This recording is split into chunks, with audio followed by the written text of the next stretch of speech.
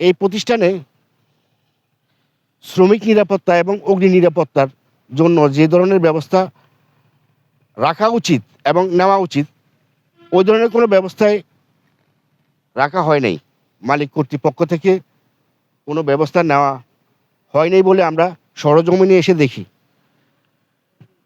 এই প্রতিষ্ঠানগুলো ঝুঁকিপূর্ণ, যে কোনো সময় একটা দুর্ঘটনা ঘটতে পারে।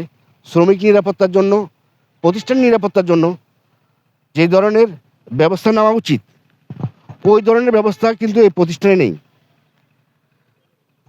তাই আমরা সরকারের কাছে অনুরোধ করব, সরকারের দৃষ্টি আকর্ষণ করে বলছি, এবং পরিবেশ অধিদপ্তর এবং বিভিন্ন সংস্থা যাতে এই জিনিসটা বাধ্যতামূলক করা হয় এবং শ্রমিক নিরাপত্তার জন্য, শ্রমজীবী মানুষের জন্য যাতে তাদের সেফটি নিরাপত্তার জন্য যে আইনটা করা হয়েছে ওটা যাতে বাধ্যতামূলক রাখা হয়।